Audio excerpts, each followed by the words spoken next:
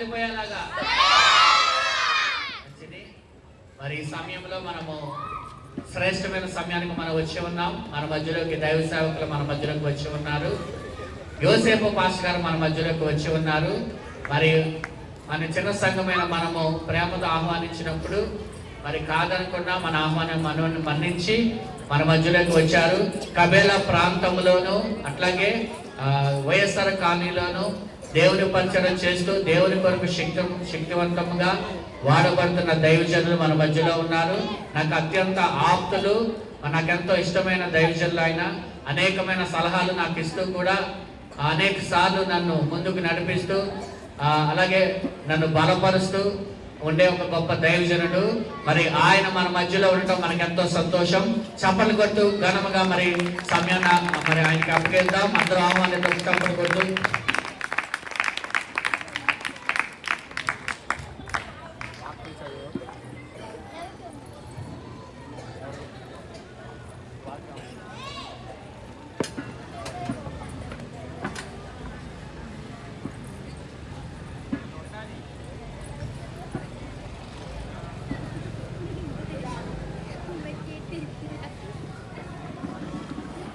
Praise the lord. Hallelujah. సంతోషంతో చెప్తామా హల్లెలూయా. మీ కాకపోతే ఇంకెవరికి ఉంటుందండి సంతోషం.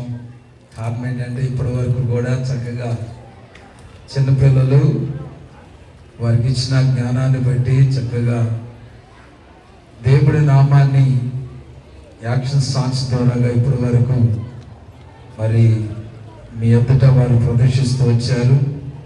యాక్షన్ సాంగ్స్ ద్వారాగా దేవుడు మీకు సువార్తను అందించాడు ఇప్పటి వరకు. Praise the lord.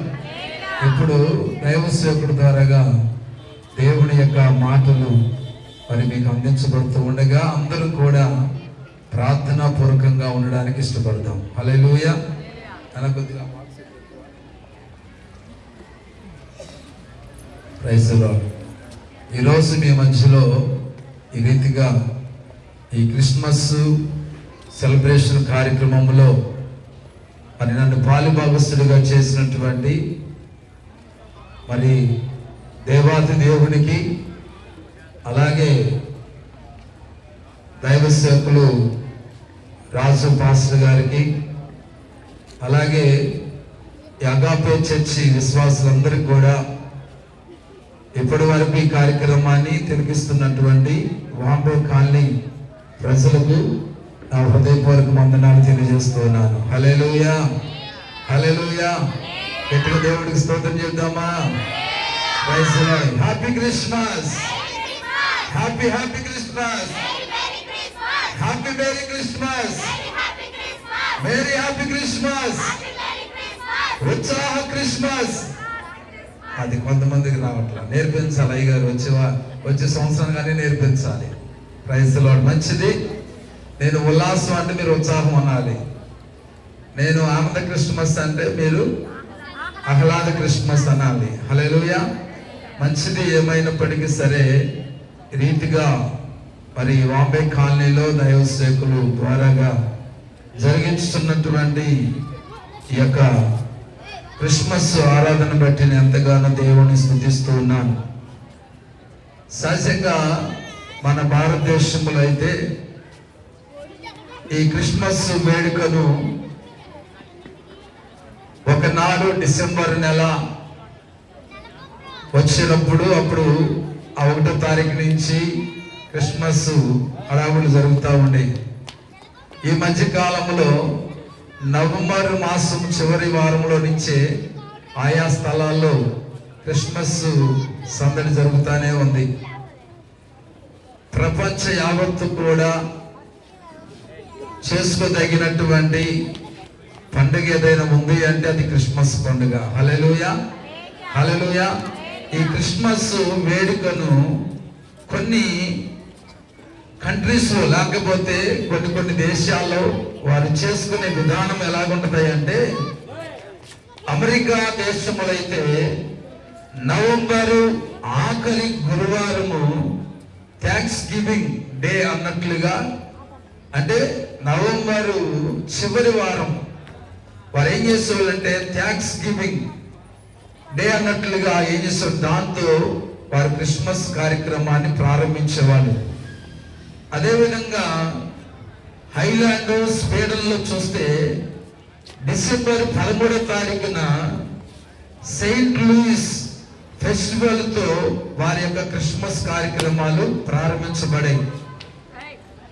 అదేవిధంగా ఫ్రాన్స్ దేశంలో చూస్తే డిసెంబర్ 24వ రాత్రి అనగా క్రిస్మస్ ముందు రోజు రాత్రి ఏం చేసేవాళ్ళంటే వారు నైట్ ఆఫ్ ఎవర్లెస్ట్ లవ్ అని ఆ మీటింగ్ తెలియజేసేవాళ్ళు. వారు క్రిస్మస్ కార్యక్రమాన్ని ప్రారంభిస్తూ ఉండేవాళ్ళు.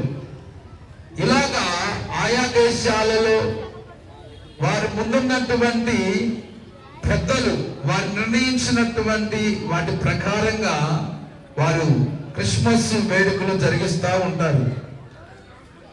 మన భారతదేశంలో మనము కూడా ఏం చేస్తున్నామంటే మన పితరులు మనకు చూపించినటువంటి మార్గాన మనం ఏం చేస్తున్నామంటే నడిపించబడుతూ ఉన్నాం. మంచిది. ఈరోజు ఈ క్రిస్మస్ సందర్భంగా అంటే ఈ సెమీ క్రిస్మస్ సందర్భంగా దేవుడు నా మదిలో పెట్టినటువంటి మాటలు మీకు అందించడానికి నేను ఇష్టపడుతున్నాను.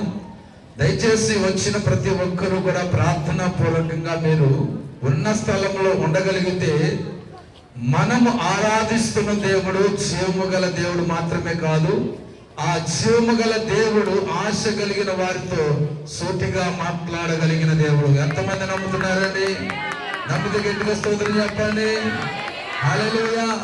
ఇక్కడ మనందరూ కూడా సజీవులుగా ఉన్నాం కాబట్టి దేవుని స్తుతించగలుగుతున్నాం కదా.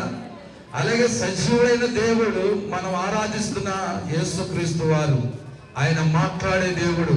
నువ్వు ఆశతో కానీ రాత్రి నువ్వు ప్రార్థనా పూర్వకంగా యేసయ్యా నిలబడిన రాష్ట్రుడి ద్వారా ఈ రాత్రి నాతో మాట్లాడని నువ్వు కానీ ఉన్న స్థలంలో కానీ దేవుని అడిగినట్లయితే తప్పనిసరిగా తన దాసుడి ద్వారా వాక్యము ద్వారా నీతో మాట్లాడతాడు దేవుడు. హల్లెలూయా. చూద్దాం బైబిల్ గ్రంథంలో నుంచి లూకా సువార్త 2వ అధ్యాయము 14వ వచనము కింద నుంచి 2వ లైన్. అందరూ కూడా చెప్పే మాట జాగ్రత్తగా విని చదవండి. లూకా సువార్త 2వ అధ్యాయము కింద నుంచి 2వ లైన్ మనం ఒకసారి చదువుకుందాం. అది నాకు కావాల్సింది కరెక్ట్ గా చదవండి. మైక్లో చదవండి అమ్మా, మైక్లో చదవండి. మనుషులకు భూమి మీద సమాధానము కలుగును గాక అని దేవునికి స్తోత్రము చేయుచుండెను. హల్లెలూయా. ఈరోజు దైవ సేవకుడిగా మీ మధ్యలో నిలబడి నాకు ఇచ్చిన అధికారాన్ని బట్టి ఒక మాట చెప్తున్నాను కదా. ఇప్పటి వరకు ఒకవేళ సమాధానం లేనటువంటి జీవితాలుగా, సమాధానం లేని కుటుంబాలుగా మీ కుటుంబాలు ఉన్నట్లయితే, నా దేవుని యొక్క జన వేడుకను పురస్కరించుకొని జరిగించుకుంటున్నటువంటి ఈ దినాన మీ కుటుంబాలకు దేవుడు సమాధానం అనుగ్రహించును కాకని దేవుడికి స్తోత్రం చెల్లిస్తున్నా. హల్లెలూయా, హల్లెలూయా. జాగ్రత్తగా విన్నాం. సమాధానము అంటే సహజంగా కొంతమందికి అర్థం కాకపోవచ్చు. సమాధానం అంటే జాగ్రత్తగా వినండి, ఒక ప్రశ్నకు లేక ఒక సమస్యకు, ఒక ప్రశ్నకు గాని ఒక సమస్యకు గాని ఇచ్చే జవాబు లేదా పరిష్కారమే సమాధానము. మళ్ళా చెప్తున్నాను, ఒక ప్రశ్నకు ఒక సమస్యకు ఇచ్చే జవాబు లేక పరిష్కారమే సమాధానం అని మనం గుర్తించాలి. హల్లెలూయా. మరొక విధంగా మనము జ్ఞాపం చేసుకుంటే, సమాధానం అంటే ఇద్దరు వ్యక్తుల మధ్య అలాగే లేక పరిస్థితుల మధ్య ఉండే శాంతిని, సఖ్యతను అని 2 ప్రధాన అర్థాలు ఉన్నాయి.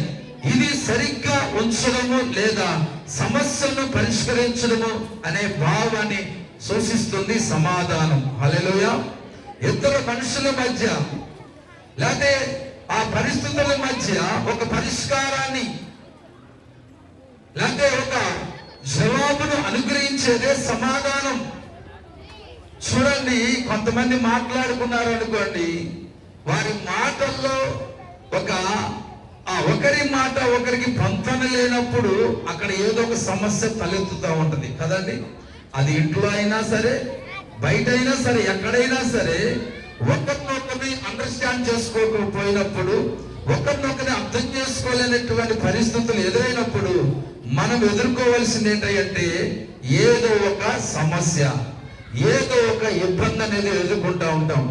అలాంటి వాటన్నిటికి కూడా దేవుడు మహాకృప ఏం చెప్తుందంటే, నేను సమాధానమును అనుగ్రహిస్తాను. హల్లెలూయా, హల్లెలూయా. ప్రశ్నకు జవాబు లేక, సమస్యలకు పరిష్కారం లేక బాధపడుతున్న వారికి యేసే వారికి జవాబు అయి ఉన్నాడు. ప్రైజ్ ది లార్డ్, హల్లెలూయా. ఇక్కడ అంటున్నాడు, భూమి మీద ఉన్నటువంటి మనుషులకు ఏం కలుగుతుందంట? సమాధానం. దేవుడు అంటున్నాడు, భూమి మీద ఉన్నటువంటి మనుషులందరికీ సమాధానం అని. ఈరోజు ఇక్కడ కూర్చున్న వారితో చెప్తున్నాను, ఎంతమంది సమాధానంగా ఉన్నారండి? లేకపోతే ఎంతమంది నెమ్మదిగా ఉన్నారండి? నేను ఒక మాటగా చెప్పగలను, ఈ 2-3 గంటల పాటు ఇక్కడ ప్రదర్శించబడినటువంటి పాటల ద్వారా కానీ, యాక్షన్ సాంగ్స్ ద్వారా కానీ, వర్తమానం ద్వారా కానీ కాస్త నీవు సమాధానముతోనూ, నెమ్మదితోనూ, ప్రశాంతతో ఈ 3-4 గంటలు ఉండగలుగుతావేమో. నేను ఈ 2-3 గంటల పాటు ఉండే సమాధానం గురించి చెప్పట్లా, నెమ్మది గురించి చెప్పట్లేదు, ప్రశాంతత గురించి చెప్పట్లేదు. కానీ నువ్వు బ్రతికి ఉన్నంత కాలము కూడా నువ్వు సమాధానము కలిగి, నెమ్మది కలిగి, ప్రశాంతమైన జీవితాన్ని నువ్వు జీవించాలంటే ఏం చేయాలో దేవుడి వాక్యముల నుంచి మనం నేర్చుకుందాం. హల్లెలూయా. సహజంగా మన ఆలోచన విధానాలు ఎలా ఉంటాయి అంటే, చక్కగా ఆస్తి ఉన్న వాళ్ళకి, కాస్త పదవులు ఉన్న వాళ్ళకి, పలుకుబడి ఉన్న వాళ్ళకి, అద్దాల మేడలో ఉన్న వారికి, చక్కగా వ్యాపారంలో ఆరితేరిన వారికి, డబ్బు కలిగిన వారికి మంచిగా ప్రశాంతంగా ఉంటారు, సమాధానంగా ఉంటారు, వారికి అంత నెమ్మదిగా ఉంటుంది, వారు సంతోషంగా ఉంటుందని భావిస్తూ ఉంటాం సహజంగా మనం. కానీ వారి దగ్గరికి వెళ్ళి అడిగారు అనుకోండి, వాళ్ళు అంటారు కదా, మీ అంత ప్రశాంతత నాకు లేదంటారు వాళ్ళు. హల్లెలూయా. ఈరోజు అసలు సిసలైనటువంటి సమాధానం అనగా, నీ కుటుంబంలో నీకు ఎదురే సమస్యలకు కానీ, నీ కుటుంబంలో నీ మధ్యలో కలిగే ప్రశ్నలకు కానీ, రకరకాల ఆలోచనలకు జవాబు, పరిష్కారం అనేది దేని వలన, ఎందువలన ఒక మనిషికి లభ్యమవుతుందో ఈ రాత్రి కాలం అని మనం నేర్చుకోబోతున్నాం. హల్లెలూయా, హల్లెలూయా. మొట్టమొదటిగా ఈ విధమైన అంటే ప్రతి ప్రశ్నకు, ప్రతి సమస్యకు పరిష్కారము లేకపోతే జవాబు అనేది, ఈ విధమైన సమాధానము భూమి మీద ఎవరికి దొరుకుతుంది, ఎవరికి దొరుకుతుంది అనేది చూస్తే మొట్టమొదటిగా మనం చదువుకుందాం. లూకా సువార్త 2వ అధ్యాయము 14వ వచనంలో మనకి అక్కడ ఒక మాట రాయబడి ఉంది. చూడండి, సర్వోన్నతమైన స్థలములలో దేవునికి మహిమయు, ఆయనకు ఇష్టలైన మనుషులకు. Praise the Lord. చాలు. మొట్టమొదటిగా చూస్తే ఎవరికి సమాధానం కలుగుతున్నాయి అంటే, సమాధానకర్త అయినటువంటి, సమాధానములకు అధిపతి అయినటువంటి దేవాతి దేవుడికి ఎవరైతే ఇష్టలుగా ఉంటారో వారికి భూమి మీద సమాధానం దొరుకుతుందంట. దేవుడికి స్తోత్రం చెప్పండి. హల్లెలూయా. ఎవరికి సమాధానం కలుగుతుందండి? మొట్టమొదటిగా దేవుడు వాక్యం చెప్తుంది, దేవుడికి ఇష్టలుగా ఉన్న వారికి. ఈ దేవుడు ఎవరై ఉన్నారంటే సమాధానకర్త అయినటువంటి అధిపతి. ఈయన సదాకాలము కూడా సమాధానముతో అంటే జవాబుతో, పరిష్కారముతో నడిపించేవాడైన. ఆయనకి ఇష్టలుగా ఎవరైతే ఉంటారో వారికి సమాధానము కలుగుతుంది భూమి మీద. హల్లెలూయా, హల్లెలూయా.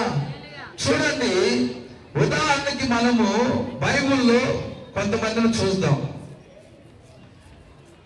ఎవరు సమాధానం కలిగి ఉన్నారు, ఎవరు సమాధానం లేకుండా ఉన్నారో ఒకసారి మనం చూస్తే, బైబిల్ గ్రంథములో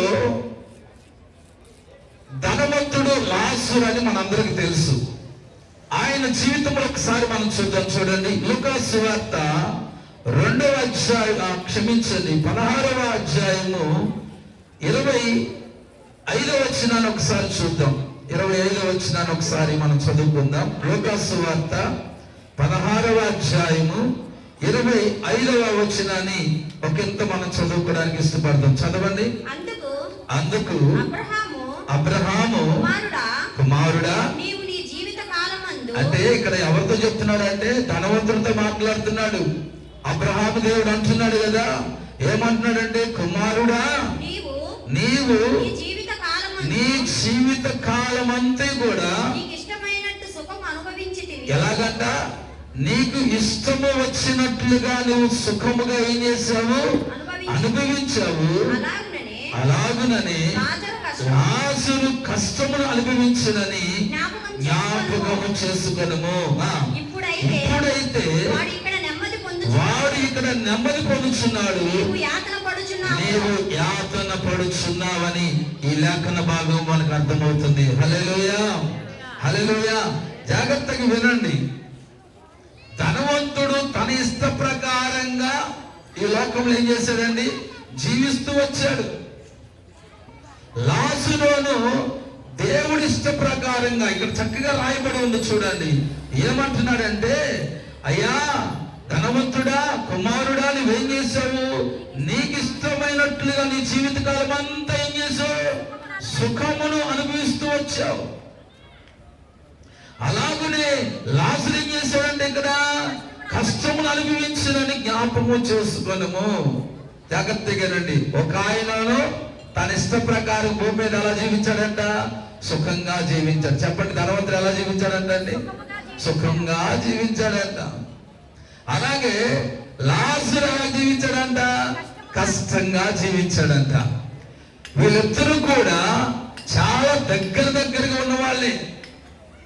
జాగ్రత్తగానండి. సమాజములో ఈ వేద భాగాన్ని కానీ మనము ఒకంత ఆలోచన చేస్తే మనకి ఏం తెలియపరుస్తుంది అంటే, సమాజములో కొంతమంది యొక్క ఇష్టాలు మరి కొంతమంది కష్టాలు తెచ్చిపెడుతున్నాయి. ఏం చేస్తున్నాయండి? చెప్పాలి. సమాజములో కొంతమంది యొక్క ఇష్టాలు మరి కొంతమందికి ఏం చేస్తున్నాయండి? కష్టాలను తెచ్చిపెడుతున్నాయి. ఇక్కడ ఈ ధనవంతుడు తన ఇష్టం వచ్చినట్లుగా సుఖంగా అనుభవిస్తూ వచ్చాడు. అక్కడే ఉన్నటువంటి ఆ ఇంటి ముందట ఉన్నటువంటి లాజరు కష్టాలు అనుభవిస్తూ ఉన్నాడు. జాగ్రత్తగానండి. ఇతడు యొక్క సుఖం ఏం చేసిందంటే ఇతన్ని యాతనా స్థలములోనికి నడిపించింది. లాజరు యొక్క కష్టం ఎక్కడికి నడిపించింది అంటే దేవుని యొక్క సన్నిధికి నడిపించింది. హల్లెలూయా, హల్లెలూయా. ఈ దినాల్లో కూడా చాలా మంది చూడండి, బాధ్యత కలిగిన వారు ఉండి కూడా ఏమండి ఒక స్థానంలో ఉండి కూడా ఏం చేస్తున్నారంటే ఈ ధనవంతుడు లాగా నా ప్రాణమా తినుము త్రాగము సుఖించమన్నట్లుగా బాధ్యత కలిగిన వారై ఉండి కూడా బాధ్యత లేని వారికి వ్యవహరిస్తున్న వారు ఎంతో మంది ఉన్నారండి. హల్లెలూయా. లేరంటారండి? ఈ ధనవంతుడు చూడండి, అరే నా ఎదుట ఒక లాజరు ఉన్నాడు కదా, ఏమన్నా ఆ లాజరు చాలా కష్టాన్ని అనుభవిస్తున్నాడు కదా, బాధను అనుభవిస్తున్నాడు కదా, బలహీనతను అనుభవిస్తున్నాడు కదా, కనీసము నేను ఒక తోటి మనిషినై ఉండి ఎంతో కొంత ఆ వ్యక్తికి సహాయము చేయగలిగిన స్థానంలో ఉండి కూడా చేయలేనటువంటి ఒక దౌర్భాగ్యకరమైన స్థితిలో ఆ ధనవంతుడు కనబడుతున్నాడు. అక్కడ తనకున్న దానితో ఆయన ఏం చేస్తున్నాడంటే సుఖపడుతున్నాడు తప్ప ఎదుటి మనిషి కష్టపడుతున్నాడే బాధపడుతున్నాడే ఏదో చేతులుద్దామనే ఆలోచన కూడా లేనటువంటి వ్యక్తిగా వ్యవహరిస్తూ ఉన్నాడు. తాను చేసిన పొరపాటును బట్టి తన ఇష్టం అతని సుఖంగా నడిపిస్తుంది, ఎదుటి ఉన్నటువంటి లాజరును బాగా కష్టాలు పాలు చేస్తా ఉంది. ఈరోజు ఈ మాటలు వింటున్న వారు లేదా, నువ్వు ఇంట్లో ఒక బాధ్యత కలిగిన వ్యక్తి అయి ఉండి ఒకవేళ నిన్ను నమ్ముకున్నటువంటి కుటుంబం ఉన్నట్లయితే నీ యొక్క ఇష్టము నీ ఇంట్లో ఉన్న వారికి కష్టాన్ని తెచ్చి పెడుతున్నావు. ఒకసారి ఆలోచించే. ఈరోజు దేవుడి వాక్యం ఏం చెప్తుందంటే, ఎవరైతే దేవుడికి ఇష్టలుగా ఉంటారో వారు భూమి మీద ఏమై ఉంటారంట? సమాధానము కలిగి ఉంటారు. వారి కష్టానికి, వారి బాధకు, వారి ఇబ్బందులకు, వారి శోధనలకు దేవుడికి ఎవరైతే ఇష్టలుగా ఉంటారో వారికి సమాధానం కలుగుతుంది, వారికి పరిష్కారం కలుగుతుంది, వారికి జవాబును అనుగ్రహిస్తాడు దేవుడు. అలా కాని వారు ఎవరైనా ఉన్నట్లయితే, దేవుడికి ఇష్టంగా కాకుండా వారి ఇష్టానికి వారు ఇష్టానుసారంగా జీవిస్తూ ఒకవేళ ఉన్నట్లయితే నీ కుటుంబంలో కలిగే ఆ సమస్యకు, ఆ బాధకు, ఆ ఇబ్బందికి నీ యొక్క పరిష్కారం అనేది దొరకదని ఒక ఆలోచన ఈ రాత్రి కాలం ముందు దైవ సేవకుడిని తెలియజేస్తా ఉన్నాను. హల్లెలూయా, హల్లెలూయా. ఎంతో మంది జీవితాలు చూడండి, ఎంతో మంది వారి ఇష్టానుసారంగా జీవిస్తూ వారికి నచ్చిన రీతిలో బ్రతుకుతూ ఏం చేస్తున్నారంటే, నమ్ముకున్నటువంటి కుటుంబాన్ని పట్టించుకున్న వారు ఎంతో మంది ఉన్నారు. ఉన్నారా లేదా? చాలా మంది ఉన్నారు అలాగా జీవిస్తున్న వాళ్ళు ఉన్నారు. అలాగా కొంతమంది అంటారు కదా, ఏమిరా బాబు అలా ఎందుకు చేస్తున్నావు, ఆ విధంగా ఎందుకు వ్యవహరిస్తున్నావు అంటే వాళ్ళు అంటారు కదా, నా ఇష్టం, నా డబ్బు నా ఇష్టం, నా భార్య నా ఇష్టం, నా పిల్లలు నా ఇష్టం అని చెప్పి సమాధానం చెప్తా ఉంటారు. నేను అంటున్నాను, నీ ఇష్టమే కాదంట్లా, నీ ఇష్టము ఇతరులకు నష్టాన్ని కలిగించేదిగా ఉండకూడదు. హల్లెలూయా, హల్లెలూయా.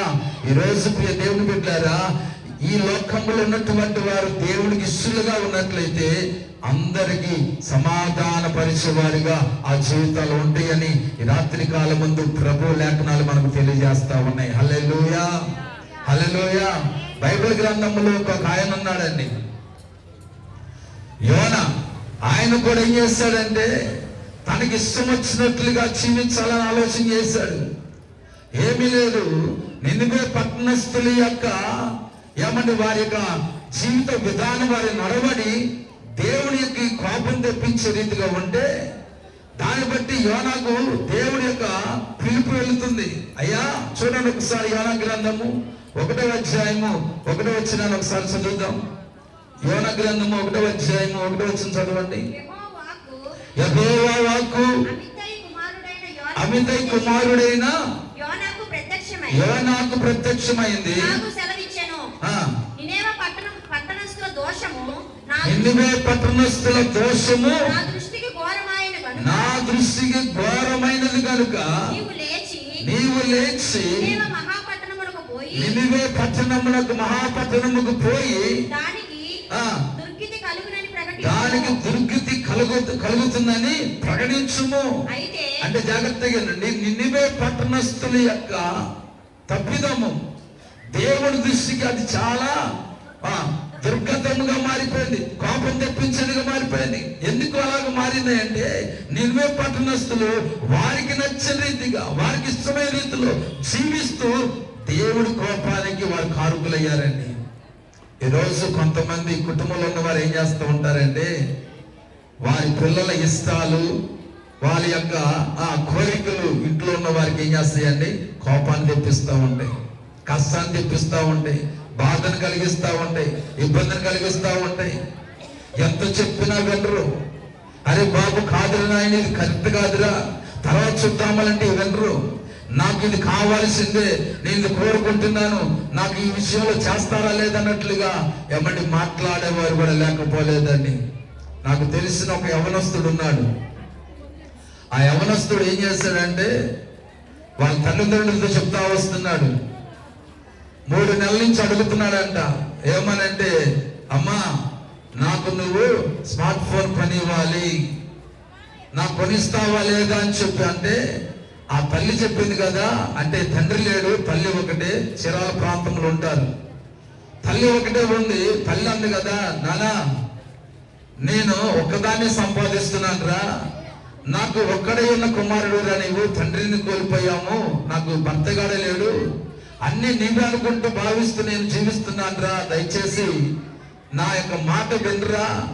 ఇదిగో మొన్నే కదరా నీకు ఒక బైక్ కొనిచ్చాను, ఇప్పుడు మరి అమ్మటినే నీకు ఫోన్ కావాలంటే నేను ఎక్కడి నుంచి తీసుకురాగలరా, ఒక 3 నెలలు ఆగరా, మరలా నీకు కొనిస్తానంటే ఆ కొడుకు ఏమన్నాడు తెలుసా, మర్యాదగా నాకు 2-3 రోజులు కానీ కొనికపోతే నేను ఎలుకల ముందు తాగి చచ్చిపోతానని చెప్పాడు. ఏమంటున్నాడండి, జాగ్రత్తగానండి. తన ఇష్టం ఏం చేస్తుందండి? తన కోరిక ఇతరులకు బాధను కలిగిస్తా వచ్చింది, ఇతరులకు కష్టాన్ని కలిగిస్తా వచ్చింది, దుఃఖాన్ని కలిగిస్తా వచ్చింది. తల్లండి, అంత పని చేసుకో మాకు నాన్న, కాస్త ఓపిక చేసుకో, ఓపిక తెచ్చుకున్నాను, ఓపిక పెట్టినాను, కొనిస్తానన్నానుగా. అది కొనిచ్చిన వాడిని కొనివ్వనని చెప్తే వాడు ఆవేశంతో ఏం చేస్తాడు? తన ఇష్టము తనని ఎక్కడ తీసుకెళ్ళిందంటే ప్రాణాపాయ స్థితిలోకి తీసుకెళ్ళిపోయింది. హల్లెలూయా! ఏ స్థితిలో తీసుకెళ్ళిపోయిందండి?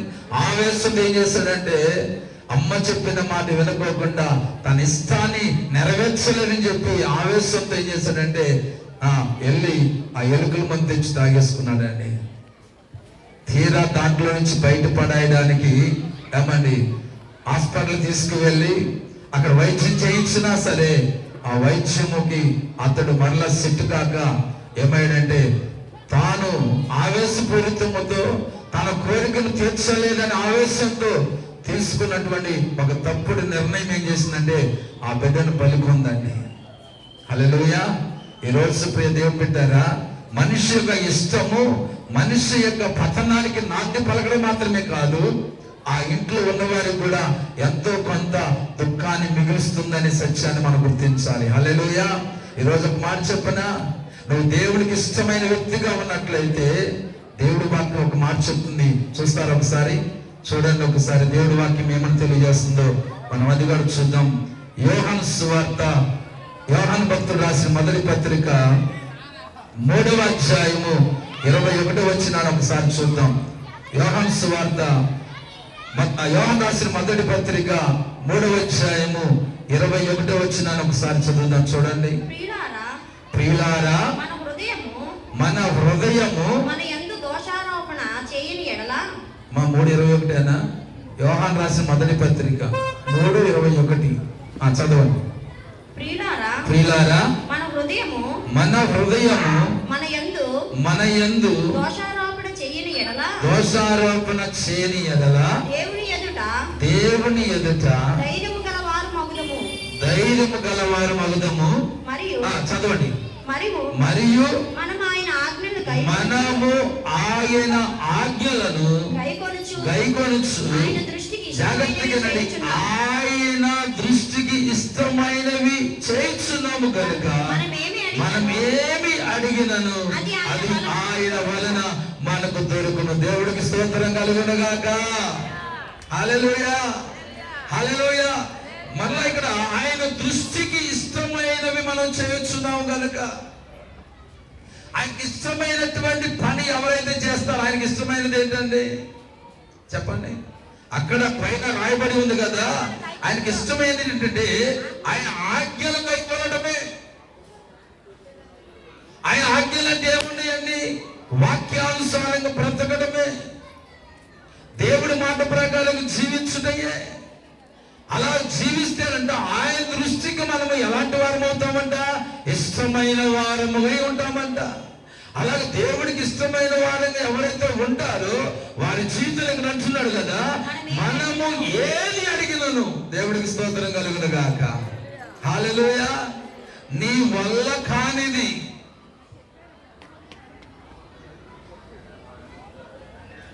నీవు అనుకున్నది నువ్వు పొందుకోలేకపోవచ్చు, నువ్వు ఆశించింది నువ్వు అనుభవించకపోవచ్చు, కానీ నువ్వు దేవుడి ఆజ్ఞ ప్రకారంగా దేవుడి దృష్టికి ఇష్టమైన వ్యక్తిగా నువ్వు జీవించగలిగితే నువ్వు అడిగిన వాటిని నా దేవుడు ఏం చేస్తాడంట? అడిగిన ప్రతి దానిని కూడా నీకు అనుగ్రహిస్తాడంటండి. హల్లెలూయా! హల్లెలూయా! ఈరోజు ఈ మాటలు చెప్తున్నటువంటి దైవ సేవకుడి జీవితంలో కూడా ఈరోజు ఒక సేవకుడుగా దేవుని సేవ చేస్తూ ఉన్నానంటే దీని వెనకాల ఒక సాక్ష్యం లేకపోలేదండి. ఒకప్పుడు నా ఇష్ట ప్రకారంగా జీవిస్తూ పోయేవాడిని. నా తల్లిలో దేవుడు తెలుసుకుంది, చక్కగా ప్రార్థన పూర్వాలు, ఆమె ఎంత చెప్పినా కానీ వినేవాడిని కాదు. నాకు నచ్చిన రీతిగా యవ్వన కాలంలో ఉన్నాను కదా, ఉడుకు రక్తంతో ఉన్నాను కదా, తల్లి చెప్పిన మాటలు కడచెవుని చెప్పి పెట్టి నాకు నచ్చిన రీతిగా, నాకు ఇష్టమైన రీతిగా, నా యొక్క ఆశకు తగినట్లు ఏం చేశానంటే జీవిస్తూ వెళ్ళిపోయాను. ఎడపడ బ్రతుకుతూ వచ్చాను. నా ఇష్టానుసారంగా నేను జీవించిన జీవితం ఏం చేస్తుంది తెలుసండి?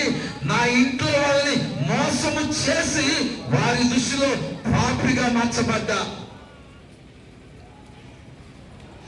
ఇష్టాన్ని తీర్చుకోవడానికి ఇంట్లో వాడిని మోసం చేశా. ఏంటి, కన్న తల్లిదండ్రులు కూడా మోసం చేసి నా ఇష్టాలను తీర్చుకుంటూ జీవిస్తూ వెళ్ళేవాడిని. ఆ చుట్టుపక్కల ఇక్కడే మన కబెల దగ్గర రామరాజనగర్ ప్రాంతంలో ఉంటామండి. అక్కడ మా ప్రాంతంలో ఉన్నవారు వెళ్ళి మా అమ్మగారికి చెప్పేవాడు, అమ్మా ఇప్పుడు నా పేరు యోసేపు, ఒకప్పుడు నా పేరు వాసు. అమ్మా మీ అబ్బాయి వాసు ఇక్కడ ఈ పని చేశాడు, అక్కడ అది చేశాడు, అక్కడ ఆలగొట్టాడు, ఇక్కడ ఈలగొట్టాడు, అక్కడ ఆలదిచ్చాడు, అక్కడ గొడవ ఉన్నాడు, ఇక్కడ ఉన్నాడు, ఇలాగా అని రకరకాలుగా చెప్పుకుంటూ వస్తుంటే మా అమ్మ అనేది కదా, ఇదిగో ఎవరి గురించి అని చెప్పండి కానీ మా అబ్బాయి గురించి తప్పుగా చెప్తే మాత్రం అస్సలు ఊరుకునే లేదంట. మా అబ్బాయి ఏంటో నాకు బాగా తెలుసు, ఎందుకంటే ఇంట్లో అంత అమాయకుడిగా ఉండేవాడిని. చెప్పాను కదా మీకు, నా ఇష్టాన్ని నెరవేర్చుకోవడానికి, నా కోరికలు తీర్చుకోవడానికి నా ఇంటి వారిని మోసం చేశా. మోసం చేస్తూ ఉన్నాను. ఆ మోసం ఎంతో కాలం నిలబడలేదు. నా తల్లిదండ్రుల దృష్టిలో ఏమైపోయానండి, పాపిగా మార్చబడ్డానండి. ఒకటి. రెండవదిగా నా కోరికలు తీర్చుకునే ఆ యొక్క మక్కువలో ఆ ఇష్టములు ఏం చేశానంటే ఏమండి, బయట వారి చేత మోసపోయి పాపిగా ఎంచబడ్డాను. ఒకటి, ఇంట్లో మోసం చేసి పాపిగా మార్చబడ్డాను. నా ఇష్టాన్ని నెరవేర్చుకోవడానికి బయట వారి చేత మోసపోయి పాపిగా ఎంచబడ్డానండి. మార్చబడినటువంటి జీవితంలో నుంచి, ఎంచబడినటువంటి ఆ పాపిష్టి జీవితంలో నుంచి ఎప్పుడైతే దేవుని ఇష్టానికి నా జీవితాన్ని నేను అప్పగించుకున్నానో ఆ మహాదేవుడు ఏం చేశాడే, ఆ రెండు రకాల జీవితం నుంచి నాకు విడుదల దయచేసి ఈరోజు ఇటు ఇంటి వారికి అటు బయట వారికి ఒక సమాధానకరమైన వ్యక్తిగా, ఏమైనా ఒక విలువైన వ్యక్తిగా, ఒక తలెత్తుకుని నడిచే వ్యక్తిగా దేవుడు అదే ప్రాంతంలో నిలబెట్టాడండి ఈరోజు. హల్లెలూయా, హల్లెలూయా. అంత మాత్రమే కాదండి, నాకు తెలిసిన చాలా బెస్ట్ ఫ్రెండ్ ఒక ఆయన ఉన్నాడు. వాళ్ళ అమ్మకి ఇద్దరు కొడుకులు, పెద్ద కొడుకు అని ఇద్దరు కొడుకులు పుట్టారు. క్షమించిన ఇద్దరు కొడుకులు కూతురు, కూతురికి ఏమయ్యారంటే ఇద్దరు కూతురు పుట్టారు. కూతురు పుట్టినప్పుడు వాళ్ళ అమ్మాయికి నాకు ఒకసారిగానే పెళ్లి అయింది. అయినప్పుడు నాకు మొట్టమొదటిగా కూతురు పుట్టింది. వాళ్ళ అమ్మాయికి ఇద్దరు కూతురు పుట్టారు. పుట్టిన తర్వాత సరే మా పాస్టమ్మ గారు, మా భార్యమ్మని గారు అప్పుడు డెలివరీ టైంకి వచ్చేసరికి వెళ్తున్న టైంలో ఎదురైంది మా ఫ్రెండ్ వాళ్ళ మమ్మీ ఎదురయ్యింది. ఎదురయ్యి, ఏంటయ్యా కంగారుగా వెళ్తున్నావు, ఎక్కడికి వెళ్తున్నావు అంది. ఏమీ లేదు, మా ఆవిడ నొప్పులు పడుతుంది, హాస్పిటల్కి వెళ్తున్నానంటే ఆ వంద కదా ఏమందంటే, నీకు మరలా అమ్మాయి పుట్టింది. ఎవరు పడతారు? మరలా అమ్మాయి పుట్టింది. ఎందుకందో తెలిసేలాగా, వాళ్ళ కూతురికి ఇద్దరు అమ్మాయిలు కదా, అందుకే నీకు కూడా అమ్మాయి పుట్టిందని చెప్పి గట్టిగా చెప్పి వెళ్ళిందండి. నేను అన్నాను, అప్పటికే నేను నా ఇష్టాన్ని పక్కన పెట్టేసి దేవుడి ఇష్ట ప్రకారంగా జీవిస్తున్నాను కాబట్టి, దేవుడు వాక్యాన్ని ఆధారం చేసుకొని మనము ఏది అడిగినను ఆయనకి ఇష్టమైన వారముగా ఆయన ఆజ్ఞ ప్రకారంగా జీవించినట్లయితే మనం ఏది అడిగినను ఆయన మనకి ఏం చేస్తాడంట, అనుగ్రహిస్తాడు. Praise the Lord. ఈ మాటలు చెప్తున్నప్పుడు వినేవారికి కాస్త అపహాస్యంగా అనిపించవచ్చు. రుచి చూచి ఉన్నాము కాబట్టి ఈరోజు బోధించగలుగుతున్నాం. దేవుడికి స్తోత్రం కలుగును గాక. అనుభవించాము కాబట్టి, ఏమైనా అనుగ్రహించబడింది కాబట్టి ఈరోజు గట్టిగా మేము చెప్పగలుగుతున్నాం. Praise the lord. చెప్పినప్పుడు నేను ఆ తల్లితో అన్నాను కదా, నీ కూతురికి ఇద్దరు కూతురు పుట్టారేమో, నేను ఆ దేవుడి సలు ప్రార్థన చేసుకుని వెళ్తున్నా, రెండవ సంతానముగా నాకు కుమారుడు కావాలి. Praise the lord. హల్లెలూయా. ఆమె చెప్పేదానికి అది ఈ రోజుకి ఆమె సజీవురాలుగానే ఉంది. మీకు అంతగా అనుమానంగా ఉంటే రండి నాతో పాటుగా ఒకవేళ ఏదైనా తీసుకెళ్తాను, వాళ్ళ ఇంటికి తీసుకెళ్తాను, ఆమెతో మాట్లాడింది మాకు గెలిపిస్తాం మీకు. హల్లెలూయా. అలాగా చెప్పి అంత చెప్పాను, వెళ్తున్నాను, వచ్చేటప్పుడు కుమారుడితో వస్తా అని చెప్పి వెళ్ళానండి. డెలివరీకి వెళ్ళింది మా పాస్టమ్మ ఈఎస్ హాస్పిటల్ గుణదల. ఈఎస్ హాస్పిటల్కి వెళ్ళింది. ఆమె కింద ప్రెగ్నెన్సీ రూమ్ లోకి వెళ్ళి ఆమె అక్కడ నొప్పులు పడుతుండే, నేను అదే ఈఎస్ హాస్పిటల్కి వెళ్ళి మోకాళ్ళ మీద ఉండి, ప్రభువా నీ ఇష్టాన్ని నెరవేర్చుకుంటున్నా, అయినా ఈ జీవితాన్ని ప్రభు నడిపించుకుంటున్నాను. ఒకప్పుడు నా ఇష్ట ప్రకారం బ్రతికినంత కాలం కూడా నాకు సమాధానం లేదయ్యా, నాకు నెమ్మది లేదయ్యా, నాకు ప్రశాంతత లేదయ్యా. నా ఇష్టాలు తీర్చుకోవడానికి నా ఇంట్లో వారిని అనేక కష్టాలు పెట్టానయ్యా, అనేక రీతిలో దుఃఖ పెట్టానయ్యా, అనేక రీతిలో ఇబ్బంది పెట్టానయ్యా, వారికి ఉన్నటువంటి పరువు లేకుండా చేశాను, వారిని అవమానపరుస్తూ జీవించాను ప్రభా. ఇదొక్కసారి ఇదిగో ఇప్పుడు నీ బిడ్డగా ప్రార్థిస్తున్నానయ్యా, నీ ఇష్టాన్ని నెరవేర్చుకున్నటువంటి బిడ్డగా ప్రార్థిస్తున్నాను. నాకు ఒక మగ బిడ్డ కావాలి, హల్లెలూయా అని ప్రార్థించేమన్నా తెలుసా? నాకు ఆ మగ బిడ్డని ఇస్తే ప్రభువా వాడిని నీ పరిసరకు అప్పగించేస్తానని ఒక అన్న ప్రార్థించినట్లుగా దేవుని సన్నిధిలో ఏఎస్ హాస్పిటల్ పైభాగంలోకి వెళ్ళి మోకాళ్ళ మీద ప్రార్థన చేశానండి. ప్రార్థన ముగించుకొని కిందకు వచ్చాను. నర్సమ్మ గారు ఆ ప్రెగ్నెన్సీ డెలివరీ రూమ్ లో నుంచి బయటకు వచ్చి ఆమె నా చేయి పట్టుకొని అంది కదా, కంగ్రాట్స్ అంది. అన్నప్పుడు నాకు వెలిగింది బలుపు. హల్లెలూయా. ఆ మరుక్షణం అంది, నేను మా అమ్మాయి కోసం తీసుకొచ్చిన గుడ్డే బిస్కెట్ ప్యాకెట్ ఏం చేశానంటే ఆమెకు ఇచ్చి, మీరు నాకు చెప్పినందుకు ఇది గిఫ్ట్ గా మీకు బిస్కెట్ ప్యాకెట్ ఇస్తున్నాను ఆమెకు ఇచ్చేసి, ఇక అంతేనండి హాస్పిటల్ మొత్తం మారిపోయినట్లుగా నా యేసయ్య నేను అనుకున్నట్లుగా నా కుమారుడు అనుగ్రహించాలని చెప్పి అందరి ఎదుట స్తుతించుకుంటూ నా దేవుడు మహిమపరుస్తూ వచ్చానండి. హల్లెలూయా, హల్లెలూయా. ఈరోజు ఆ కుమారుడు బీటెక్ ఫైనల్ ఇయర్ చదువుతున్నాడండి.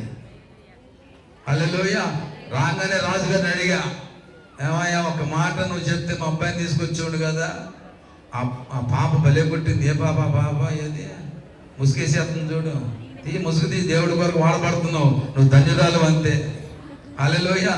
చక్కగా కాంగు కొడుతుంటే ఎంత సంతోషం వేసిందో. అయినా నా మదిలో అనిపించింది, శుభ్రంగా ఒక మాట చెప్తే మా బాబుని తీసుకొచ్చేవాడు తాడు కొట్టాడు కదా అని. ఈరోజు ప్రియ దేవుని బిడ్డలారా జాగ్రత్తగా వినండి. ఆ యోనా ఏం చేస్తాడంటే తన ఇష్ట ప్రకారంగా తర్షీషుకు నినివే పట్టణానికి వెళ్ళకోకుండా ఎక్కడికి వెళ్ళాడండి? తర్షీషు పట్టణానికి వెళ్ళాడు. ఆ తర్షీషు పట్టణానికి వెళ్ళుడు ద్వారాగా తన ఇష్టాన్ని నెరవేర్చుకుంటూ తన ప్రయాణాన్ని కొనసాగించుకోవాలని చెప్పాను కదా. ఒక సమాజంలో ఒకరి ఇష్టాన్ని నెరవేర్చుకోవడానికి ఎప్పుడైతే ఇష్టపడతారో వారి ఇష్టం ఏం చేస్తుంది, మరి కొంతమందికి కష్టాన్ని నష్టాన్ని తెచ్చిపెడుతుంది. ఈరోజు దైవసేపుడిగా మాట్లాడుకుంటున్నాను. నేను ఇష్టాన్ని ఆపడానికో నీ కోరికను ఆపడానికి నేను రాలేదు. నీ ఇష్టాన్ని తీర్చుకో, నీకు నీ ఆశను తీర్చుకొని కాదట్లా. ఆ ముసుగులో ఆ ఆలోచనలో ఒకవేళ ఇంటి వారిని బాధ పెడుతున్నావు ఒకసారి ఆలోచించే, ఇంట్లో వాళ్ళు కష్టపెడుతున్నావు ఒకసారి ఆలోచించే, వారు చెప్పినా విన్నటువంటి ఒక జీవితాన్ని కలిగి ఉన్నావేమో ఒకసారి ఆలోచించే. ఈరోజు అలాంటి మనస్తత్వం నీలో ఉన్నట్లయితే ఈరోజు నీ ఇష్టాన్ని, అంటే ఇంట్లో వాళ్ళకి కష్టాన్ని దుఃఖాన్ని కలిగించే ఇష్టాన్ని తీసుకెళ్లి పక్కన పెట్టు అంతే. హల్లెలూయా, హల్లెలూయా. ఇంకో మాట చెప్పనా, అలాంటి ఇష్టాలు అలాంటి కోరికలు అనేవి ఇంట్లో వాళ్ళకి కష్టాన్ని ఇబ్బందిని కలిగించే ఇష్టాలు ఏమండి, ఒకవేళ అలాంటివి లేకుండా ఉండాలి అంటే దేవుడి ఇష్టానికి కానీ నువ్వు అప్పగించుకున్నట్లయితే ఇంట్లో వాళ్ళని కష్టపెట్టి ఒక వ్యక్తిగా నువ్వు మారవు, అర్థం చేసుకుంటావు. హల్లెలూయా. ఇంట్లో పరిస్థితులను అర్థం చేసుకోగలుగుతావు. కొంతమంది అంటా ఉంటారు కదా, అరే అర్థం చేసుకోరంటే అబ్బే అర్థం చేసుకునే పరిస్థితి లేదు, నేను అనుకున్నది నాకు కావాల్సిందే. అలాంటి మనస్తత్వం అనేది వారికి కలగకపోవడానికి కారణం ఏంటంటే వారిని దేవుడి వాక్యములు పెంచలేకపోవడమే. దేవుడి వాక్యం ఎలాంటిది అంటే ఇంటి పరిస్థితులను అర్థం చేసుకోగలిగిన జ్ఞానము ప్రసాదించగలిగిన వాక్యము దేవుడి వాక్యం అన్నమాట. ప్రైజ్ ది లార్డ్, హల్లెలూయా. ఒకప్పుడు అలాగే జీవించాను. ఎప్పుడైతే దేవుడి వాక్యాన్ని విన్నానో ఆ మరుక్షణం నుంచి దేవుడి ఇష్టానికి మారాను. దేవుడి ఇష్ట ప్రకారం జీవించిన ఆ కాలము నుండి ఈ రోజు వరకు కూడా నా తల్లి గొప్పగా చెప్పుకుంటుందండి నా గురించి. హల్లెలూయా, ప్రైజ్ ది లార్డ్. అంత మాత్రమే కాదు, దేవుడికి ఇష్టానికి ఎప్పుడైతే నన్ను నేను అప్పగించుకున్నానో అప్పుడు నా సంఘానికి కూడా ఒక ఇష్టమైన వ్యక్తిగా నా దేవుడు నిలబెట్టుకున్నాడు. ప్రైజ్ ది లార్డ్, హల్లెలూయా. నీవు దేవుడి ఇష్టానికి నువ్వు అప్పగించుకుంటే, దేవుడికి ఇష్టమైన బిడ్డగా నువ్వు అప్పగించుకుంటే, దేవుడికి నచ్చిన రీతికి నీ జీవితాన్ని కట్టుకోగలిగితే నువ్వు అందరికి ఇష్టమైన వాడిగా జీవిస్తావు. ప్రైజ్ ది లార్డ్, హల్లెలూయా. అందరికి సమాధానకరమైన వ్యక్తిగా నువ్వు ఉండగలుగుతావు. నీ వలన వాళ్ళు ప్రశాంతంగా ఉండగలుగుతారు, నెమ్మది కలిగిన వారు ఉండగలుగుతారు. కాబట్టి ఈ రోజు జాగ్రత్తగా వినండి. యోనా వెళ్ళాడండి. అలాగా వెళ్ళి చెప్పినా వినుకోకుండా, బాబు నినివేకి వెళ్ళరా నాయన అంటే తర్షీషుకు పోయాడు. ఆ తర్షీషుకు వెళ్ళి ఓడెక్కాడు. వెళ్ళి వాడు ఎప్పుడైతే తన ఇష్ట ప్రకారంగా ప్రయాణం కొనసాగించాడో అప్పుడు స్టార్ట్ అయింది ఆ ఓడలో ప్రయాణం చేస్తున్న వాళ్ళకి ప్రమాదం.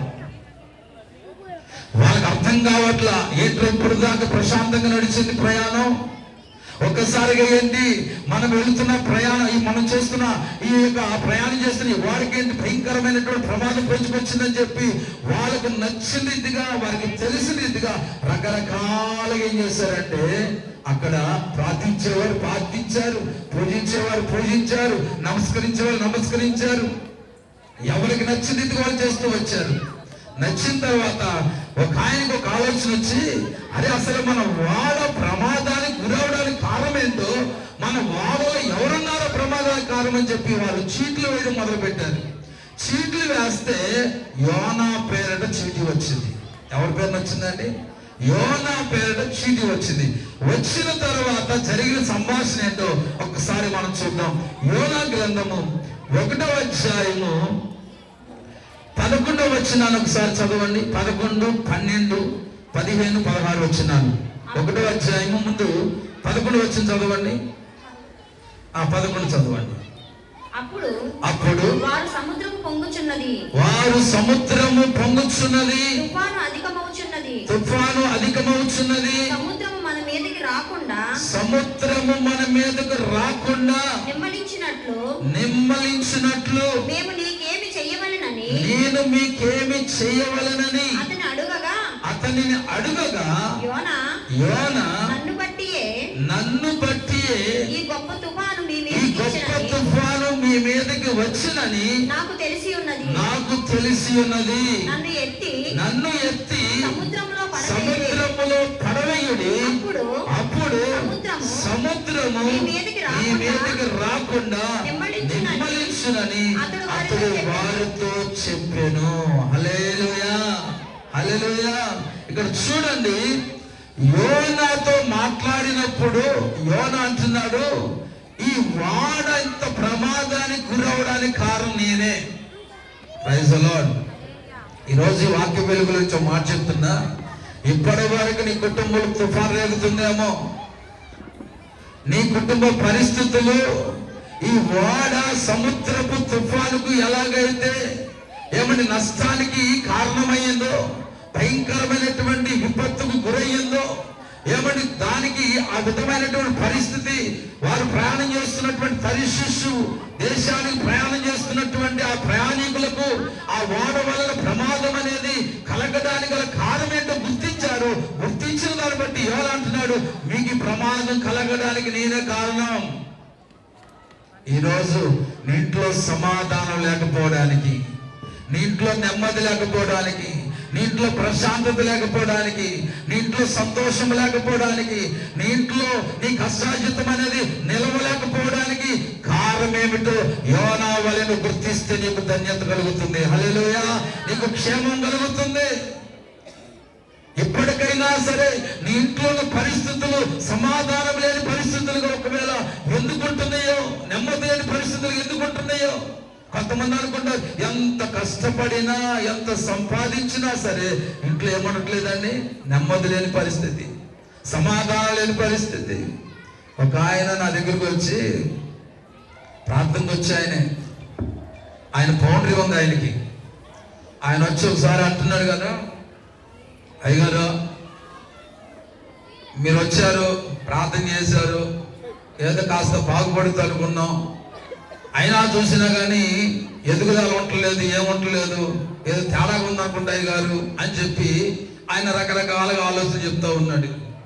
నేను కూడా అనుకున్నాను, ఏంటి ప్రభువా, ప్రార్థన చేశాను కదా, రమ్మన్నాడు పాప, విశ్వాసంతో ప్రార్థన చేయమన్నాడు, ప్రార్థన చేశాను. సరే ఆయన చేసే ఆ వస్తువుల మీద అక్కడ కూడా ప్రార్థన నూనెతో అలా నూనె చల్లమని అన్ని చేశాను ప్రభువా, విశ్వాసం పనిచేసాము, తీరుతుంటే వ్యాపారం ఎందుకు ఎదగట్లేదని చెప్పి అలాగ ఆలోచన చేస్తా ఉంటే, దేవుని ప్రార్థన చేస్తా ఉంటే ఈ లోపు ఒకళ్ళు అలాగా వెళుతున్న టైంలో ఏంటని ఎక్కడికి వెళ్ళి వస్తున్నామంటే, ఇలా పలానా చోటకి వెళ్ళి వస్తున్నానయ్యా ఇది అని చెప్పి మాటల్లో ఆ పరిస్థితి చెప్పుకొచ్చా. పరిస్థితి చెప్పుకొస్తే ఆయన అంటున్నాడు కదా, ఏమన్నాడంటే, అన్నా ఇంటికాడనో ఒక ఆవిడ, వ్యాపారం దగ్గర ఇంకొక ఆవిడ. ఎక్కడంటే ఇంటికాడ ఒక ఆవిడ, అలాగే వ్యాపారం దగ్గర ఇంకొక ఆవిడ. అలా అనగానే ఇక నాకు అసలు ఒక్కసారిగా బలు పారిపోయినంత పని అయింది. ఓరి నాయన అనుకొని ఆ తర్వాత చెప్పారు కదా, ఏమయ్యా ప్రార్థన చేశారు, నూనె వెళ్ళారు, అలాగే చర్చిలో గారు చెప్తున్నారు, కార్యం జరగట్లేదు అంటున్నావు. నేను అన్నాను కదా, ప్రార్థన వలన నువ్వు దీవించబడలేకపోవడానికి కారణం అంటే నువ్వు దేవునికి ఇష్ట ప్రకారం జీవించట్లా, నీ ఇష్ట ప్రకారం బ్రతుకుతున్నావు. అందుకే నీ వ్యాపారంలో నువ్వు రాణించలేకపోతున్నావు అని గట్టిగా చెప్పానండి. చెప్పంగానే మానేసాడు మందిరం, మానబడేసాడు. ఎందుకంటే తన ఇష్టము ఏం చేసిందంటే దేవుడి మాటలు అంగీకరించేటట్లుగా తన మనసు ఇష్టపడట్లా. ఈ రోజు పోయే దేవుడు బిడ్డలారా, ఈ రాత్రి కాలం మందు కూడా నువ్వు వ్యాపారంలో రాణించలేకపోవడానికి, నీ కష్టార్జితము నిలబడలేకపోవడానికి, సమస్య వెంబడి సమస్యలు, కష్టములు వెంబడి కష్టాలు, ఇబ్బందులు వెంబడి ఇబ్బందులు, బలహీనతలు, రకరకాల సమస్యలు ఒకదాని వెంబడి ఒకటి వస్తూ ఉన్నవేమో. ఆ సముద్రంలో ఉన్నటువంటి అలలు ఆ వారిని ఎలాగైతే ప్రమాదానికి గురి చేసినట్లుగా నీ కుటుంబంలో ఆర్థికపరమైన ఇబ్బందులు నీ కుటుంబాన్ని అలాగా ఒక సముద్రపు అలల వల్లే ఒకవేళ తాకుతున్నాయేమో. ఎటు తోచని పరిస్థితుల్లో గలిబిలితో కూడిన జీవితాన్ని జీవిస్తున్నావేమో. ఎప్పుడైతే యోనా అంటున్నాడు, ఈ తుఫానికి, ఈ గలిబిలికి, ఈ నష్టానికి కారకుడు నేనే అని తాను ఎప్పుడైతే తెలియపరిచాడో, ఆ తెలియపరిచిన మరుక్షణం మంది ఏమైందో చూడండి. ఒకసారి 15 వచ్చిన చదవండి. 15 వచ్చిన యోనాను ఎత్తి సముద్రములో పడవేసి పడవేయగానే సముద్రము పొంగకుండా ఆగెను. Praise the lord. చప్పట్లు కొట్టండి గట్టిగా. ఎప్పుడు ఆగిందండి? తన ఇష్టానుసారంగా జీవిస్తున్న వారి యొక్క బ్రతుకులో ఒక మార్పు కలిగినప్పుడు, దేవుని యొక్క ఆజ్ఞకు వ్యతిరేకంగా జీవించిన వాడు వారి మధ్యలో, అంటే ఒక మాటకి చెప్పిన వాడ అనేది ఒక కుటుంబానికి సాదృశ్యంగా కనబడుతుంది. ఎప్పుడైతే ఆ కుటుంబంలో తన ఇష్టానుసారంగా బ్రతుకుతున్న వారు ఉన్నంత కాలము ఆ వాడికి ప్రమాదాలు వస్తూనే వచ్చాయి. ఎప్పుడైతే తన ఇష్ట ప్రకారంగా జీవిస్తున్న వాడు ఆ ఓడలో నుంచి పడవేయబడ్డాడు, ఆ యొక్క పొంగ ఏమైపోయిందంటే తుఫాను యొక్క పొంగ ఒక్కసారిగా నిమ్మలమాయెను. హల్లెలూయా. ఆగిపోయింది. ఈ రోజు నీ కుటుంబ పరిస్థితుల్లో నుంచి నువ్వు బయటపడాలని ఆలోచనలో ఉన్నట్లయితే ఆలోచన ఉంది, కానీ ఆలోచన ప్రకారంగా నీ జీవితాన్ని మార్చుకోలేకపోతున్నావు. నా బిడ్డల భవిష్యత్తు బాగుండాలని కోరుకుంటున్నావు, కానీ ఇష్టాన్ని మాత్రం మానుకోవట్లా. నా బిడ్డలను మంచిగా చూసుకోవాలనుకుంటున్నావు, కానీ కోరికను చంపుకోవట్లా. ఈ రెండు సాధ్యమై పని అంటారా? సాధ్యమవుతాం. నీ బిడ్డల యొక్క క్షేమం కోరిన వాడివైతే, నీ కుటుంబం యొక్క బాగును కోరిన వాడివైతే, కోరిన వారైతే ఈరోజు గుర్తుపెట్టుకోండి, నీ ఇష్టాన్ని నువ్వు పక్కన పెట్టేసి దేవుడి ఇష్టానికి నిన్ను అప్పగించుకో. హల్లెలూయా, హల్లెలూయా, హల్లెలూయా. దేవుడి ఇష్టం ఎలాంటిదయ్యా అంటే కుటుంబానికి సమాధానం కలిగించేది, కుటుంబాలకు నెమ్మది కలిగించేది, కుటుంబాలకు ప్రశాంతతను కలిగించేది. అంత మాత్రమే కాదు, నీవు అడిగిన వాటిని కూడా అనుగ్రహించేది దేవుడి ఇష్టం. హల్లెలూయా, హల్లెలూయా. ఈరోజు మీ పాస్టర్ గారి విషయంలో కూడా అంతే. అప్పుడప్పుడు నాతో పంచుకుంటూ ఉంటాడు, అన్నా నా ఇష్ట ప్రకారం బ్రతికినంతకాలం నాకు నెమ్మది లేదన్నా, సమాధానం లేదు. ఎప్పుడైతే దేవుడి ఇష్టానికి నన్ను అప్పగించుకున్నాను, ఆ రోజు నా ఇష్ట ప్రకారంగా జీవించిన కాలంలో నేను అనుభవించలే ఆశీర్వాదాన్ని దేవుడి ఇష్ట ప్రకారంగా జీవించిన నాటి నుండి ఈ రోజు నేను అనుభవించగలుగుతున్నానని ఆయన అప్పుడప్పుడు నాతో సాక్షి చెప్తా ఉంటాడు. హల్లెలూయా. ఈ రోజు నీ జీవితంలో నువ్వు అనుకున్నవి నువ్వు నీ జీవితంలో చూడలేకపోతున్నావేమో, అనుభవించలేకపోతున్నావేమో. ఈరోజు అవి అనుభవించాలంటే నీవు దేవుడికి ఇష్టానికి అప్పగించేసుకో. ప్రైజ్ ది లార్డ్, హల్లెలూయా. ఒకటి, దేవుడికి ఇష్టమైన వారికి ఏం కలుగుతున్నట్టండి? సమాధానము కలుగుతుందని మనం నేర్చుకున్నాం. రెండవదిగా మనం చూద్దాము, ఎవరికి భూమి మీద సమాధానం కలుగుతుంది అంటే చూడండి, దేవుని మార్గములో నడుచు వారికి సమాధానం కలుగుతుంది, లేకపోతే నెమ్మది కలుగుతుంది. ఎవరికంటే రెండవదిగా దేవుని మార్గములో నడుచు వారికి సమాధానము లేక నెమ్మది లేదా ప్రశాంతత అనేది దొరుకుతుంది. చూడండి, ఇర్మియా గ్రంథము 6వ అధ్యాయము 16వ వచనాన్ని ఒకసారి మనం చదువుదాం. చూడండి, త్వరగా నా మాటలు యెహోవా ఇలాగు సెలవిచ్చుచున్నాడు. యెహోవా ఇలాగు సెలవిచ్చుచున్నాడు. సెలవిచ్చుచున్నాడు, మార్గములో నిలిచి చూడుడి. మార్గములో నిలిచి చూడుడి. నిలిచి చూడుడి. పురాతన మార్గములను గూర్చి పురాతన మార్గముల గురించి విచారించుడి. మేలు కలుగు మార్గమేది అని అడిగి అందులో నడుచుకొనుడి. అప్పుడు మీకు నెమ్మది కలుగును. దేవుడికి స్తోత్రం కలుగును గాక. చాలా చక్కగా స్పష్టంగా చెప్తున్నాడు. ఏమంటున్నాడంటే, ఇదిగో మార్గములు నడుచుతున్న వారులారా, యెహోవా ఇలాగ సెలవిస్తున్నాడు, మార్గములు నిలిచి చూడుడి. పురాతన మార్గముల గురించి ఏం చేయాలి? విచారించుడి.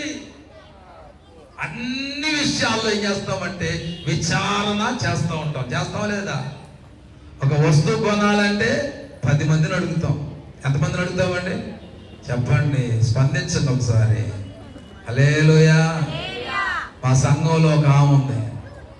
వాళ్ళ అబ్బాయి పెళ్లి సంబంధం కోసం ఎన్ని సంబంధాలు వచ్చిపోతున్నాయో. ఏంటంటే కుదరట్లేదంట. ఎందుకు కుదరట్లేదంటే మన పితరులు ఏం చేసేవాళ్ళంట, అటు 7 తరాలు ఇటు 7 తరాలు ఎలాగున్నారో వాళ్ళ పద్ధతులు ఎలా ఉన్నాయి అడిగి తెలుసుకుని అప్పుడు సంబంధాలు కుదుర్చుకునే వాళ్ళంట. ఇప్పుడా 7 తరాలు కాదు కదా, 2 తరాలు కూడా అడిగి చూడట్లా. అన్నం కొట్టే చాలు, కట్నం వస్తే చాలు, చదువు అంటే చాలు, ఉద్యోగం చేస్తే చాలు అన్నట్లుగా ఏం చేస్తున్నారంటే చేసుకుంటూ పోతా ఉన్నారు. మనము ప్రతి విషయంలో కూడా, ఒక వస్తువు కొనే విషయంలో కానీ, అలాగే బిడ్డలకు వివాహం చేసే విషయంలో కానీ, అలాగే బిడ్డలను చదువుల కొరకు స్కూల్లో కానీ కాలేజీలో జాయిన్ చేసే విషయంలో కానీ, ఒక స్థలం కొనే విషయంలో కానీ, ఒక ఇల్లు కొనే విషయంలో కానీ, అలాగే రోగం వస్తే హాస్పిటల్కి వెళ్ళే విషయంలో కూడా, అలాగే వాడే మందుల విషయంలో కూడా, ఈ టాబ్లెట్ వేసుకోవచ్చా అని 1కి 10 మందిని కూడా విచారించి తెలుసుకొని చేస్తామంటే అప్పుడు దానిని మనం ఏం చేస్తామండి, దాన్ని వేసుకోవడానికి, అది కొనుక్కోవడానికి, ఆ నిర్ణయం తీసుకోవడానికి ఏం చేస్తాం, ఇష్టపడతాం. అవునా కాదండి? ఎవరు కూడా అలాగకుండానే చెప్తారు? చెప్పండి, చేస్తారా? అలా చేసిన వాళ్ళు నిండా మునిగిపోతారు కూడా. ఈరోజు అంటున్నాను, క్షయమైపోయే వాటి కోసం ఎంత విచారిస్తూ నిర్ణయాలు తీసుకుంటున్నావు కదా. క్షయము కానీ దేవుని రాజ్యానికి వెళ్ళే మార్గం ఏంటో కూడా ఒక ఎత్తను విచారించి నీవు నిలిచి ఉన్న స్థలములో ఉండి చూడు.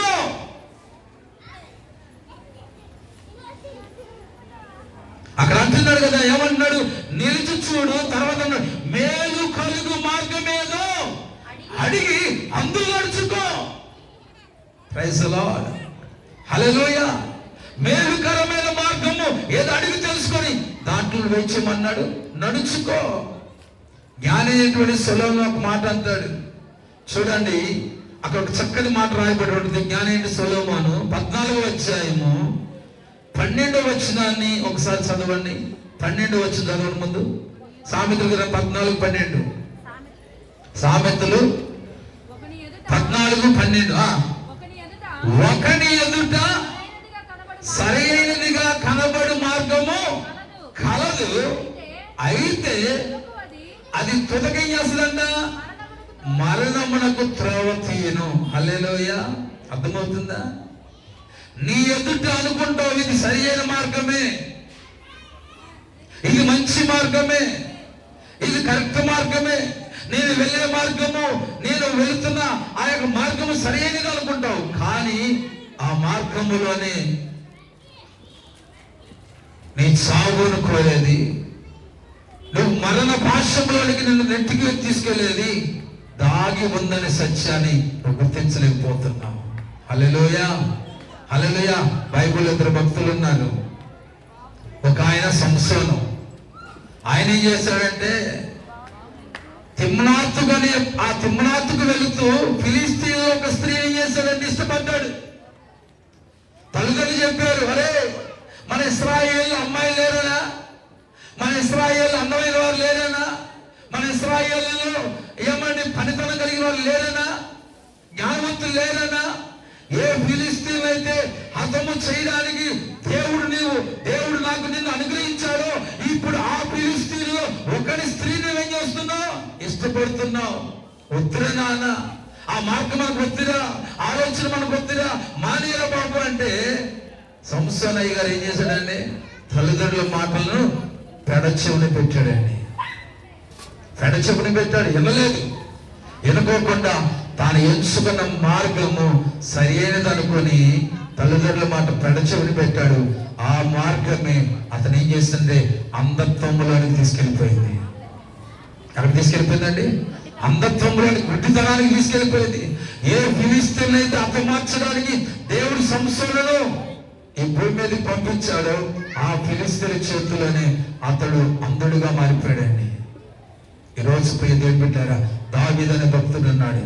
అతడు కూడా ఏం చేస్తాడంటే, అతడు కూడా ఏమంటే బెత్షెబాతో పాపం చేసి తన జీవితాల్లో ఏమంటే కుమారుని కోల్పోయినటువంటి చరిత్ర కనబడుతుంది. ఈ రోజు నువ్వు వెళ్ళే మార్గము అది నీకు క్షేమకరమైనదా, మేలుకరమైనదా, ఒక్కసారి ఆలోచన చేసుకో. కొంతమంది చెప్తా ఉంటారు, నాన్న వద్దులే, ఆ స్నేహం వద్దులే నాన్న, అది కరెక్ట్ కాదు నానంటే ఏమండి వినుకోకుండా అలాగా నడుస్తున్న వారు ఎంతో మంది ఉన్నారు, అలాగా వెళ్ళిపోతున్న వాళ్ళు ఎంతో మంది ఉన్నారు. ఈరోజు అక్కడ అంటున్నాడు, పురాతన మార్గముల గురించి విచారించుడి.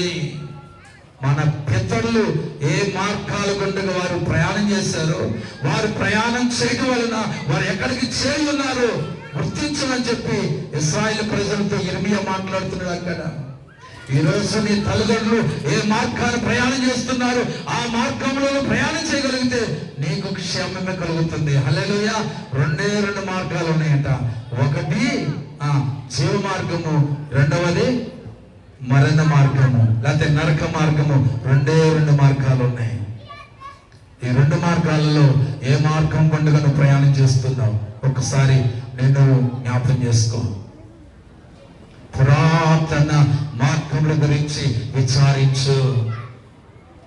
నీ పితరులు ఏ మార్గం గుండా ప్రయాణం చేస్తున్నారు, ఏ మార్గం గుండా వాళ్ళు నడిపించబడుతున్నారు, వారి భక్తి జీవితాన్ని ఏ మార్గం గుండా వారు కట్టుకుంటున్నారు ఒక్కసారి గ్రహించి నీవు కూడా అదే మార్గములో నడిచినట్లయితే చూడండి, ఇదే సామెతలు 14వ అధ్యాయంలో మనకు ఒక మాట కూడా కనబడుతుంది. 26-27 చదవండి. 26-27. యెహోవా యందు భయభక్తులు కలిగి ఉండుట ధైర్యమును పుట్టించును. ఏం పుట్టించదంటండి? ధైర్యము. హల్లెలూయా. కొంతమంది బయటికి వెళ్ళి వచ్చే వరకు కూడా టెన్షనే కదా, బయటికి వెళ్ళి వచ్చే వరకు కూడా టెన్షనే.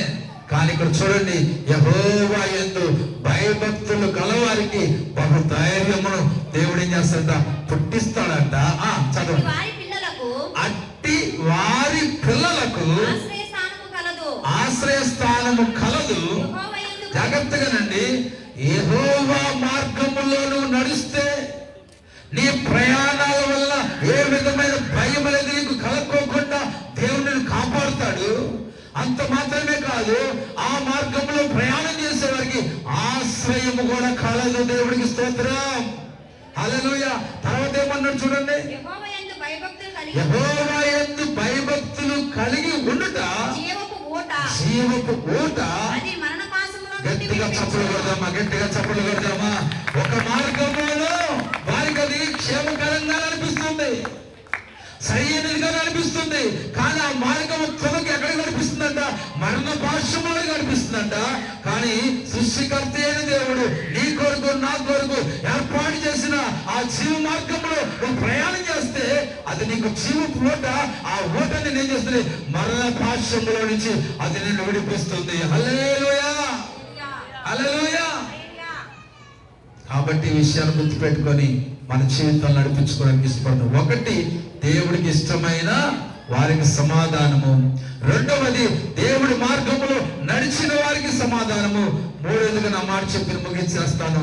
దేవుడికి ప్రార్థించిన వారికి, దేవుడితో సహవాసం చేసిన వారికి, అలాగే దేవుని చూచిన వారికి భూమి మీద సమాధానం కలుగుతుంది. హల్లెలూయా. మళ్ళా చెప్తున్నాను, దేవుడికి ప్రార్థించిన వారికి సమాధానం, దేవుడితో సహవాసం చేసిన వారికి సమాధానం, దేవుణ్ణి చూచిన వారికి సమాధానం కలుగుతుంది. హల్లెలూయా, హల్లెలూయా. ఈ రోజు ప్రియ దేవుని బిడ్డలారా, ఇట్టి సమాధానము నీవు కలిగి ఉండాలంటే, నీ డబ్బు వలన కలిగిన సమాధానం, నీ అందం వల్ల కలిగిన సమాధానం, నీ చదువు వలన కలిగిన సమాధానము, నీ అంతస్తుల వలన కలిగిన సమాధానము, నీ ఐశ్వర్యం వలన కలిగిన శాంతి, సమాధానం, నెమ్మది, యెహోవా కృష్ణుగా జీవిస్తే, ఆయనకు ప్రార్థిస్తే, ఆయన మార్గంలో ప్రయాణం చేస్తే, నిశ్చయముగా సదాకాలము ఈ భూమి మీద జీవించినంత కాలము కూడా ఆ దేవుడి సమాధానము, ఆ శాంతి, నెమ్మదిని నీకు అనుగ్రహిస్తాడు దేవుడు. హల్లెలూయా. కళ్ళు మూసుకొని ప్రార్థన చేసుకుందాం. అందరూ కూడా కింద కళ్ళు మూసుకొని చిన్న ప్రార్థన చేసుకుందాం. ఇప్పటి వరకు సమాధానం లేనటువంటి, అలాగే నీ ప్రశ్నలకు జవాబు పొందుకోలేనటువంటి, అలాగే నీ సమస్యకు పరిష్కారం పొందుకోలేనటువంటి ఒక పరిస్థితిలో నేటి వరకు జీవిస్తున్నావా? అన్నీ ఉన్నాయి, కానీ నీ సమస్య నుంచి బయటపడలేని పరిస్థితి, నీ ప్రశ్నలకు జవాబు పొందుకోలేని పరిస్థితి. ఎన్నో ప్రశ్నలు ఉదయం లేచిన దగ్గర నుంచి రాత్రి నిద్రించిన వరకు కూడా ఎన్నో ప్రశ్నలు, వెంబడి ప్రశ్నలు నీ మధ్యలో కలుగుతూ ఉన్నాయి. ఒక్కదానికి కూడా జవాబు పొందుకోలేని పరిస్థితులు ఈరోజు ఉన్నావేమో. ఈరోజు నా దేవుడు నిన్ను ప్రేమించి నీ ప్రతి ప్రశ్నకు జవాబునివ్వడానికి, సమాధానం ఇవ్వడానికి దేవుడి రాత్రి కాలం ముందు దైవ సేవకుల ద్వారా ఈ సెమీ క్రిస్మస్ కార్యక్రమాన్ని ఏర్పాటు చేశారు. ఈరోజు నీ ప్రశ్నకు సమాధానం కావాలంటే, నీ సమస్యకు పరిష్కారం కావాలంటే, పరిష్కారం ఇవ్వగలిగిన దేవుడికి ఇష్టడుగా నువ్వు బ్రతుకు. పరిష్కారం ఇవ్వగలిగిన దేవుడి మార్గంలో నడువు. పరిష్కారం ఇవ్వగలిగిన దేవుడికి ప్రార్థించు. అట్టి కృప దేవుడి మాటలు విన్న ప్రతి ఒక్కరికి అనుగ్రహించును గాక. ఆమె ప్రార్థన. దయగల తండ్రి, ప్రేమగల రాజానికి వందనాలు. నీ దాసు నిలబెట్టి ప్రభు ఈ ప్రాంత ప్రజలకు మాట్లాడిన ప్రతి మాటను బట్టి స్తోత్రాలు. ఉన్నవారి చేతుల్లో అభివృద్ధిగా, 60లుగా, 100లుగా ఫలించులుగా కానీ ప్రార్థిస్తూ యేసయ్య శక్తి కలిగిన నామములో ప్రార్థించి మనవులను వేడుకొంచున్నాం పరమ తండ్రి. ఆమేన్, ఆమేన్, ఆమేన్. హల్లెలూయా.